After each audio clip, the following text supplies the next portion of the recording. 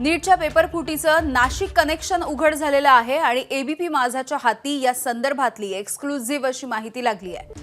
फुटलेल्या पहिल्या पेपरची पहिली कॉपी ही नाशिकमध्ये तयार झाली अशी माहिती सूत्रांनी दिली आहे। या प्रकरणी नाशिकच्या इंदिरानगर पोलीस ठाण्याच्या हद्दीमधून काही जणांना ताब्यात घेण्यात आलेलं आहे। नाशिकमध्ये तयार झालेली पहिली कॉपी नंतर हरियाणामध्ये नेण्यात आली अशी देखील सूत्रांची माहिती आहे।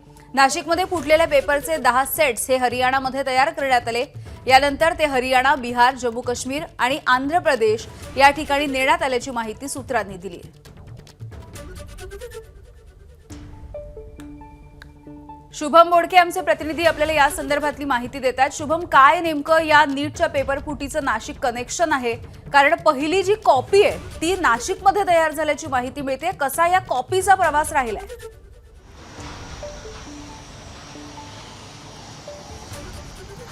नक्कीच यामिनी आपण जर बघितलं तर जी 3 मे रोजी ही नीट परीक्षा झालेली होती ती परीक्षा रद्द करण्याचा निर्णय झालेला आहे आणि याचं नाशिक कनेक्शन देखील समोर आलेलं आहे। राजस्थानमध्ये खरं तर हे जे प्रकरण आहे ते घडलेलं होतं, मात्र जी पहिली कॉपी आहे ती नाशिकमध्ये तयार करण्यात आल्याची माहिती खरं तर समोर येत आहे आणि या संदर्भामध्ये राजस्थान पोलीस आणि नाशिक पोलीस यांची संयुक्त अशी कारवाई नाशिकमध्ये सुरू असल्याची माहिती आपल्याला मिळते।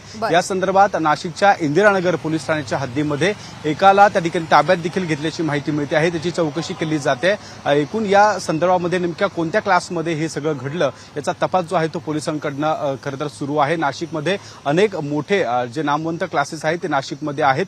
या क्लासेसमध्येच हा सगळा प्रकार घडल्याचा संशय देखील पोलिसांना आहे आणि त्या अनुषंगाने खरं तर तपास देखील आता नाशिक पोलीस करताय। नाशिकमधल्या 3 ते 4 क्लासेसमध्ये खरं तर पोलिसांकडनं या सगळ्या प्रकरणाची चौकशी केली जात आहे।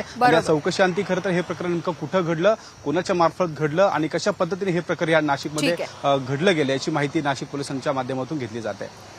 धन्यवाद शुभम सविस्तर माहितीसाठी। एबीपी माझा, उघडा डोळे बघा नीट।